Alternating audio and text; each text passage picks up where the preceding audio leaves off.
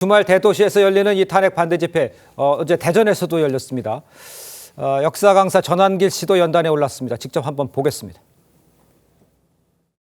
너무 많네요. 대구에서 경찰 추산 52,000명, 오늘이 그것보다 더 많다고 합니다. 이 장면을 변호인단을 통해서 우리 구치소에 갇혀 계신 윤석열 대통령께서도 보고 계시고 전 국민들도 보고 계십니다. 부디 정치하시는 분들, 수사하고 계시는 분들, 헌법재판관님들, 이 국민들의 요구를 외면하지 말아주십시오. 이 국민들의 소망을 외면한다면 당신들은 천벌을 받게 될 것입니다. 자, 저기는 대전이었고요. 서울에서도 여야의 집회가 계속 있었습니다. 네. 교수님, 지금 보면은 뭐 최종 변론도 준비하고 뭐 나름대로 논리들 다 세우고 있는 상태인데 국민들의 생각, 저렇게 모여서 의견을 내는 모습들, 이런 것도 헌법재판을 할 때 영향을 미칠 수 있지 않을까라는 생각 드는데 그건 어떻게 생각하시는지, 지금 분위기는 어떤지, 이걸 어떻게 평가하세요? 헌재에서는 이제 여러 가지 생각할 거예요. 네. 그게 단순한 형사재판이 아니기 때문에 여론을 전혀 의식 안 할 수가 없겠죠. 네네. 그렇지만 기본적으로 뭐 증거, 법리, 원칙, 팩트 이런 거에 입각해서 할 건데 그 전에 우선 전환길 저분 말이죠. 네. 말을 너무 심하게 하네. 당신들은 천벌을 받게 된다. 헌재를 쓸어버린다. 전 이번 탄핵 국면에서 말이죠. 스타 강사는 탄생해서 이 사람이 원래 일타 강사라며요. 그러니까요. 저는 이번 처음 알았는데 앞으로 뭐 이 사람 내가 그 볼 일도 없습니다만 네.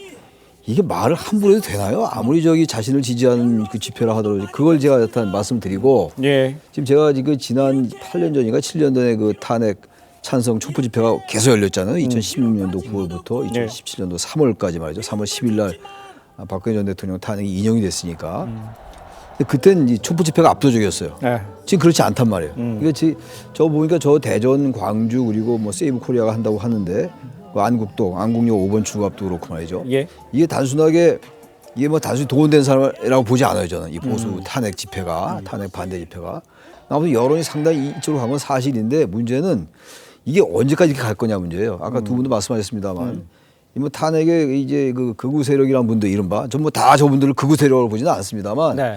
그분들이 뭐 헌재 결정에 불복할 것 같은 얘기도 했습니다만 뭐 당의 입장은 그게 아니니까 국민의힘이나 그렇죠. 문제는 이제 이러한 여론들을 과연 이제 헌재가 어떻게 받아들이냐 문제인데 저는 그럼에도 불구하고 지금 다들 말씀하셨습니다만 지금 21일 날 예. 국정조사에 나온 그 특전사 예. 그 장교들의 증언이 또 여러 가지를 뒷받침하고 있어요. 의원들 끌어내라는 거 여러 가지 그렇기 때문에 저는 여론이 많다고 하더라도 역시 지난도 21일 날 갤럽 조사해 보니까 좀 또 탄핵 찬반이 좀 벌어지는 추세가 또 다시 생기고 있거든요. 예. 중도 측에서는 더욱더 그렇고 따라서 저런 어떤 그 탄핵 반대 규모가 커지는 건 맞는 것 같은데 또 국민들의 중요한 여론이기도 하죠. 예. 그렇다고 하더라도 전 헌재 재판에 그게 크게 영향을 결정적으로 끼칠 것 같지 않다라는 게 제 개인 생각입니다. 알겠습니다.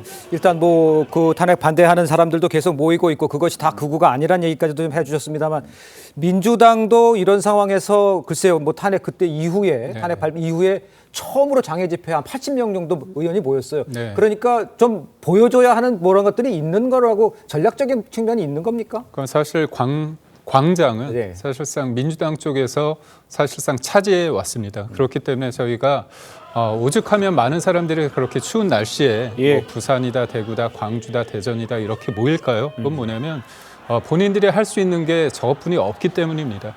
헌재 재판 과정에서 대통령은 법리를 통해서 싸우겠지만 국민들이 봤을 때는 과연 그 절차가 제대로 지켜지고 있는 부분에 대해선 예.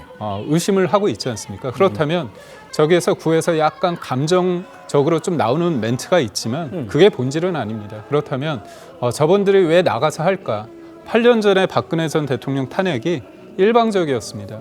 그래서 지금 국민들이 볼 때 과연 박근혜 전 대통령 탄핵했을 때 그 수많은 어떤 검증되지 않은 보도 있지 않습니까? 예. 뭐 무속을 했다, 뭐 좀 인신 공약을 했다 그런 것들을 통해 가지고 여하튼 객관적인 사실에 기초한 게 아니라 광풍이 불어서 휩쓸려 갔습니다.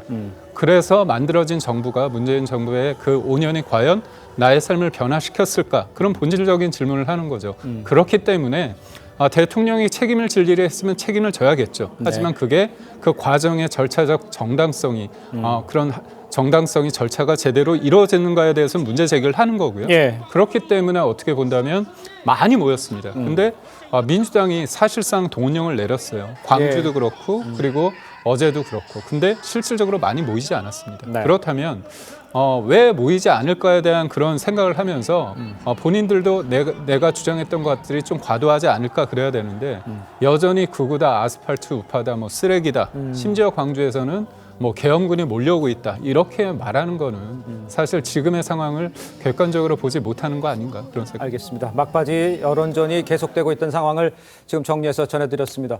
자, 이런 상황에서요, 윤 대통령 측에서 공수처가 중앙지법에 영장을 청구했다가 기각당한 사실을 숨겼다면서 이른바 영장 쇼핑을 주장하고 나섰습니다.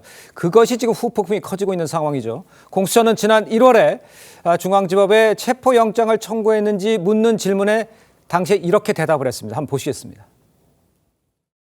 윤석열 대통령에 대한 체포영장이 지금 서부지방법원에서 발부됐지 않습니까? 네, 그 전에 서울중앙지방법원에 청구한 적이 있는지를 물었습니다. 체포영장이요? 예. 없습니다. 윤석열 대통령에 대한 체포영장은 서부법원에 처음 청구했습니다. 예.